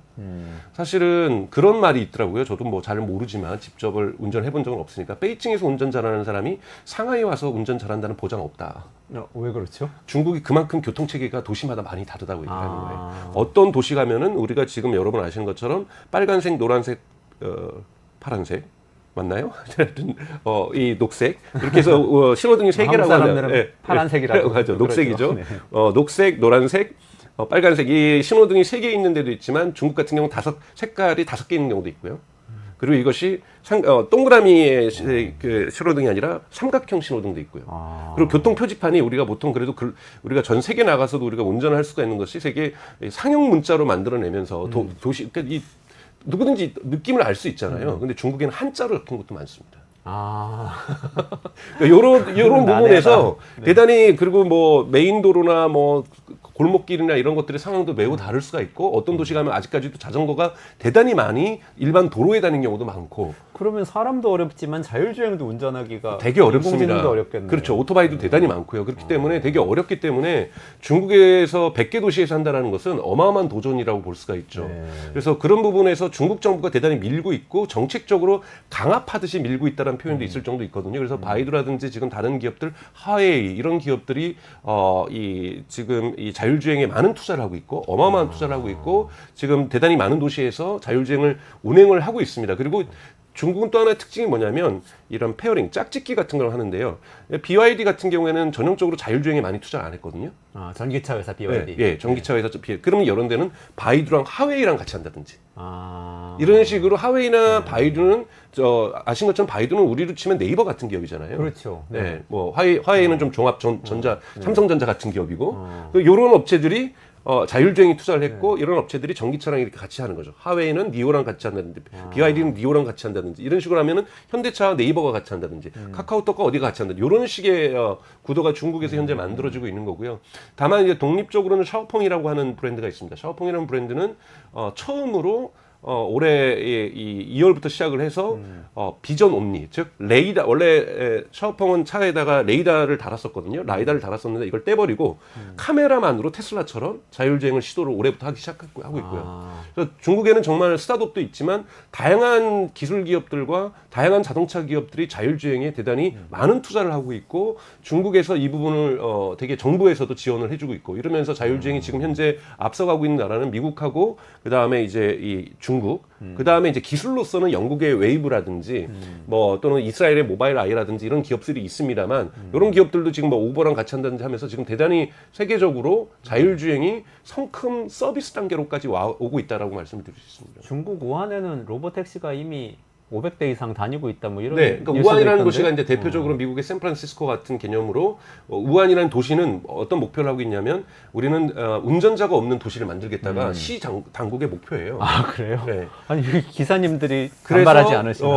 운전기사들 거기는 이제 택시 운전을 점진적으로 소멸시키겠다라는 거고 그래서 버스뿐만이 아니라 트럭 이런 것까지도 자율주행을 갖다 우한은 지원을 해주고 있고요. 그리고 15,000개의 주차장을 줬는데 여기에는 주차장 자체의 기능이 좋아서 이 로보택시가 들어가서 주차하고 빠지고 이런 부분들도 좀 더 쉽게 하기 위해서 이러한 여기다가 이제 와이파이를 단다든지 센서를 단다든지 여기에서 찍히는 카메라의 부분을 자동차하고 공유한다든지 이런 식으로 해서 15,000개의 주차장 스마트 주차장을 짓고 있고요. 이러한 자율주행을 위해서. 그리고 또한 우한 같은 경우에는 스마트 커넥티드 도로라고 해서 도로 중간중간에 센서를 달아서 이것을 자동차하고 공유하는 이러한 도로도 지금 우한은 만들고 있고 심지어는 우한시는 자율주행이 들어가는 칩 여러분 테슬라 같은 경우에도 일반 승용차의 하드웨어 4 이제는 그걸 AI4라고 얘기를 합니다. 이러한 칩이 들어간 대단히 고성능 칩이 들어간 보드를 깔거든요. 이 부분을 이제 오후부터는 이제 삼성전자가 만들기로 했지만 이러한 부분들을 만드는 칩 만드는 공장도 우한 정부가 대줬어요. 대단히 지금 전략적으로 투자를 해주고 있는 거죠. 아, 중국은 어쨌든 뭐 정부 사이드에서 굉장히 네. 지금 끌고 가고 있는 그런 셈이네요. 네네. 아, 그렇군요. 아까 기술 얘기 잠깐 해주셨는데 웨이모는 라이다, 레이더를 쓰고 네. 뭐 테슬라는 카메라를 쓰고 이 부분 조금 한번 정리해 주시면 어떠세요? 네네, 중국 바이두는 어떻게 하는지. 네네네. 바이두도 웨이모하고 똑같아요. 라이다하고 레이다 두 가지를 쓰죠. 레이다가 흔히 말해서 빛을 쏴서 돌아오는 시간을 계산해서 거리를 보는 거고요. 라이다 같은 경우에는 음파를 쏴서 하는 거죠. 왜냐하면 이런 것이 좋을 때가 뭐냐면 밤이라든지 눈이 온다든지 비가 온다든지. 왜냐하면 눈, 비가 오면 카메라가 예를 들면 멀리 보지 못하잖아요. 우리 눈하고 비슷한 거니까 지금도 만약에 안개가 끼면은 잘 앞이 안 보이지만 안개가 꼈을 때도 레이다가 있으면 앞차와의 거리라든지 장애물들이라든지 주변에 있는 사물들을 훨씬 더 그러니까 인지할 수가 있겠죠. 그래서 보통 이 웨이모라든지 그다음에 바이두도 이러한 라이다하고 레이다를 답니다. 그리고 근데 왜냐하면 이런 차량들은 여러분 라이다와 레이다가 대단히 비싸기도 하고 되게 커서 여러분 보시겠지만 되게 기괴한 기기들이 막 올라가 있잖아요. 그건 일반 차량에서 그걸 달기가 어렵다라는 거죠. 아, 위에 차 위에 뭐 이렇게 크게 달려 있는 거. 그렇죠. 그러니까 달고 특수한 다니는 장비를 거죠? 해야만 이제 할 수가 있는데 샤오펑이라는 또 회사는 또 중간 단계가 있어. 샤오펑이라는 회사는 이 라이다를 되게 저렴한 버전으로 해서 눈에 안 띄게 차량 우리 백미러 앞에다 달아요. 그래서 백미러 앞에 달아서 크게 자동차의 외관을 해치지 않는 수준에서 이렇게 해서 라이다를 들어오면서 더욱더 안전하게 자율주행 기술들을 샤오펑은 끌고 가고 있는데 샤오펑에서도 최근에 이 라이다를 뗀 버전 즉 비전 올리라고 하는 것은 테슬라가 쓰고 있는 건데 카메라만 씁니다. 카메라만 쓰는 거죠. 음파는 안 하고 그냥. 네, 음파나 빛을 쏘지 않고 카메라라니까 사람들이 이건 불안할 수 있지 않느냐. 그런데 AI의 기술 학습을 통해서 이 부분을 갖다가 극복을 한 거죠. 그래서 사실 테슬라는 안 될 거라고 생각을 했던 거예요. 많은 사람들이 레이다하고 라이다 달아야 된다. 이래야 더 안전할 수 있다. 이렇게 얘기를 했었는데 이제 레이다가 물론 대량 생산하면 가격이 떨어질 수 있지만 대단히 비싸다라는 거가 문제가 있는 거고 그러면 차량 가격이 되게 높아지는 거고 차량을 일반 사람들이 쓰기에는 아니고 그냥 택시용으로만 쓸 수 있는 거죠. 그런데 만약에 테슬라의 비전 온리 그것도 카메라 8대밖에 안 씁니다. 여러분 웨이모는 카메라가 29개나 들어가요. 그러니까 엄청나게 안전하기 위해서 카메라 29개에 라이다를 달고 있는 게 웨이모, 구글의 웨이모 방식이고 바이두의 방식이라고 한다면 테슬라는 8개의 카메라밖에 안 들어가고 카메라가 뭐 티도 안 납니다. 근데 이걸 가지고서 만약에 할 경우에 장점이 뭐가 있냐면 이 기술이 성숙해서 정말로 안전하게 되면은 전 세계에 팔린 모든 테슬라 차량이 갑자기 로보택시가 되는 거죠. 아, 이미 들어가 있는 카메라 가지고 자율주행을 할 수 있는 건가요? 그렇죠. 지금 12.5도 그런 거죠. 그러니까 지금 구매를 할 때 사실은 다 카메라도 당연히 8개가 달려 있고 하드웨어도 다 이미 설치가 돼 있어요. 그러니까 그 칩도 고성능 칩도 설치가 다 돼 있거든요. 설치가 돼 있는데 내가 그거를 지불하는 순간 그게 활성화되는 거죠. FSD에 구독해서 지불하는 순간. 지불하는 순간 그 기기가 활성화되면서 그 내 차가 자율주행이 가능해지는 거죠. 우리나라 들어와 있는 테슬라 차량들도 다 그런 기능이 있는 가능이죠. 건가요? 네, 기능은 다 가지고 있어요. 아. 그래서 데이터도 모으고 있고요. 그래서 근데 정부의 허가가 나와야 되죠. 네. 정부의 허가가 나와야 되는 거기 때문에 우리나라는 만약에 아직 FSD는 안 되는 거죠? 네, 안 됩니다. 한국에서는 오토파일럿이라는 것만 되는데 오토파일럿은 그냥 해서 1단계, 2단계에 있는 어시스턴트 기능인 거고요. 네. 요즘 차량들에 다 있는 오토파일럿이 자율주행은 여러분 아니기 때문에 많은 언론 보도에서 이런 부분들 구별 안 해주거든요. 사고가 났다, 뭐 미국 도로교통안전국에서 문제점을 잡았다 이런 건 대부분 오토파일럿 문제고요. FSD는 좀 다르게 보셔야 됩니다. 지금 북미 지역에서만 허가가 나 있는 거고 이것이 지금 중국하고 유럽에서 허가가 나면 시장이 워낙 커지는 거고 이것은 매달 99달러를 내는 거기 때문에 진정한 의미에서 AI 매출이라고 볼 수 있는 거고 이것을 가능하기 위해서 테슬라는 도조 슈퍼컴퓨터를 만들었던 거고 지금도 구축을 하고 있는 거고요. 그런 부분에서 카메라를 AI의 힘으로 레이더하고 라이다만큼의 안정성을 가져간다. 이건 대단히 의미 있는 접근법이라고 보고 대단히 사실 좀 도박에 가까웠던 거죠. 근데 이 부분이 지금 성공하고 있다는 거고 이 부분 가지고 10월 10일 날 하는 로보택시도 라이다하고 레이다는 달지 않습니다. 아, 그래요? 네, 그런 면에서 분명하게 웨이모하고 차별점이 있는 거고 그리고 모든 차량을 소프트웨어 업데이트를 통해서 자율주행이 돼버릴 수 있는 거죠. 10월 10일에 발표한다는 로보택시가 사실상 지금 깔려있는 테슬라 모든 차량에서 구현 가능한 그렇죠. 것일 것이다. 네, 이렇게 네, 네. 전망하시는 거예요. 그렇죠. 그리고 그 로보택시는 물론 테슬라는 그 로보택시는 택시용으로 만들어요. 그래서 뭐 지금 이제 제가 보기에는 테슬라가 핸들을 없애지는 않을 거예요. 핸들을 없으면 사람들이 겁이 나거든요. 이런 걸 보통 이케아 이펙트라고 얘기를 해요. 뭐냐면 좀 뭔가 가구도 조립을 할 때 내가 마지막으로 이렇게 좀 조립을 해야 이게 내 거 만들어지는 거 나사를 마지막으로 내가 조여줘야. 하는 건데 이렇게 인공지능이 모든 걸 한다고 했을 때 모든 걸 맡긴다고 했을 때 인간이 불안해할 수 있거든요. 기분도 자존심도 상해할 수 있고 테슬라 차량에 딱 탔더니 핸들이 없어. 그럼 좀 불안할 수 있어요. 근데 아마 핸들을 뭐 버튼을 누르면 내려간다든지 해서 가릴 수 있는 이러한 버전으로 해서 있고 없고 완전히 없애지는 저는 않을 거라고 예측을 하고 있는데 어떻게 나올지는 잘 모르겠어요. 근데 지금 나오는 특허받은 이런 것들 보면은 앞좌석의 의자를 뒤로 돌릴 수가 있습니다. 그러면은 뒤에 앉으신 분하고 4명이서 마주보면서도 갈 수 있는 거죠. 마주보고. 네, 마주보고 갈 수 있는 거. 그 기술은 그런데 테슬라의 다른 차량에도 일반 구매자들에게도 쓸 수 있는 기술을 구현한다라는 거고 이 로보택시는 정말 택시 전용 업무로 하기 위해서 차량을 만든 거고요. 이 차량의 껍데기하고 기본적인 속성은 앞으로 나올 모델 2하고도 같다라고 얘기를 하고 있기 때문에 이제 테슬라 같은 경우에는 전용 택시도 만드는 로보택시도 하지만 이 기술은 똑같이 모든 차량의 자율주행으로 해서 FSD라는 걸로 해서 구독 서비스로 간다. 이것이 이제 테슬라의 전략인 거죠.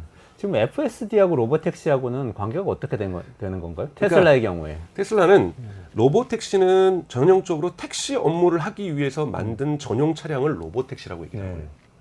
테슬라는 여기 들어가는 기술이 일반 차량하고 똑같다라는 거예요. 그러면 로보택시 발표할 로보택시라는 것도 FSD의 다음 버전하고 비슷한 그렇죠. 그러니까 뭐 그런 12.5가 게 지금 되는 건가요? 나오고 있는데 아마 12.13 정도가 나오지 않을까라고 저는 생각이 들어요. 13 정도라든지 12.6이나 12.7을 쓰겠죠. 그런데 이것도 시간이 지나면서 13, 14, 15로 버전이 업그레이드 되겠죠.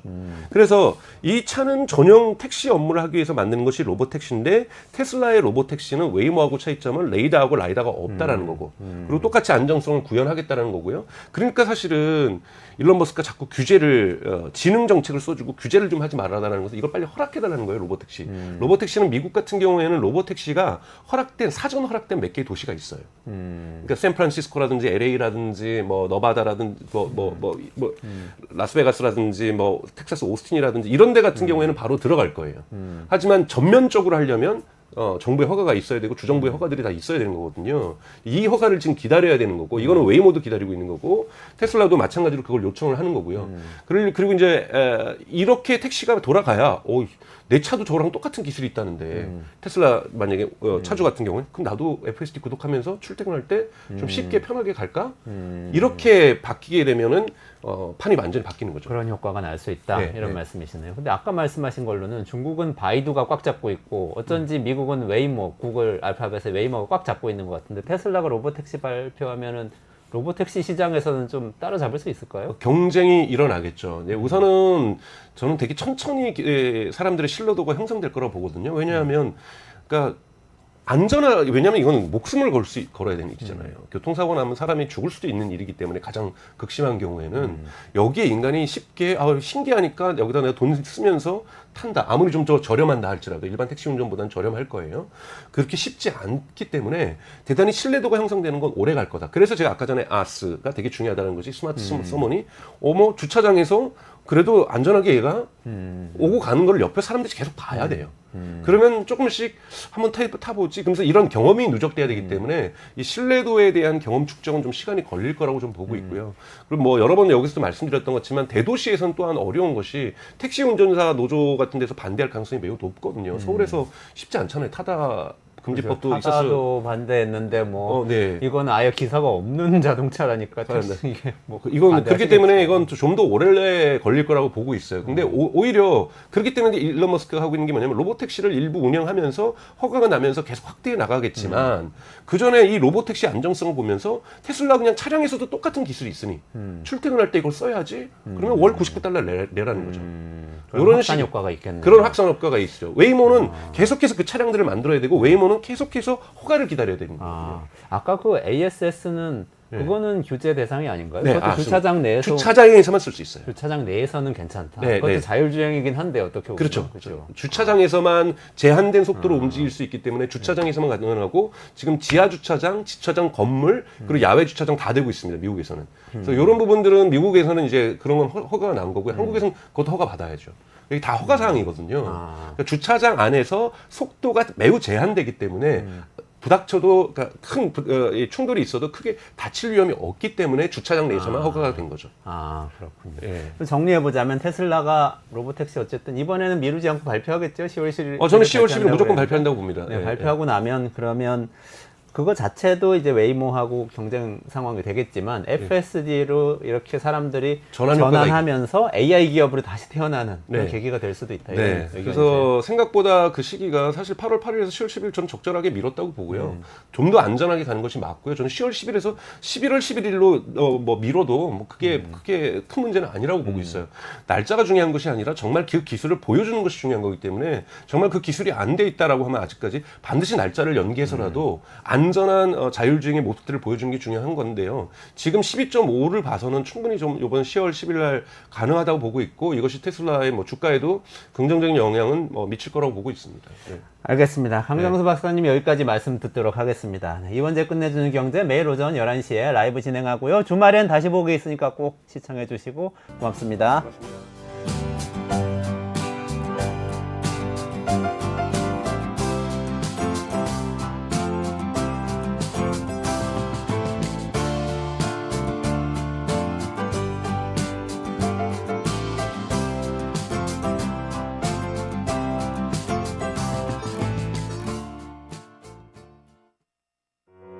우리 아이 재단에서 뜻을 함께할 정기 후원자분들을 기다립니다. 우리 아이 재단은 한반도 어린이를 위한 재단입니다. 배고픈 어린이들에게 영양 가득한 국수를 보내고 영유아 자폐 조기 검사 지원, 베이비박스의 이유식 정기 배달, 중증장애 및 취약 아동들을 지원하고 있습니다. 따뜻한 손길을 이어주는 분들께 우리 아이 팔찌와 감사 선물을 드립니다. 지속적인 지원을 통해 더 많은 어린이들에게 도움을 줄 수 있도록 정기 후원자가 되어주세요. 후원 문의 02-2128-3344, 2128-3344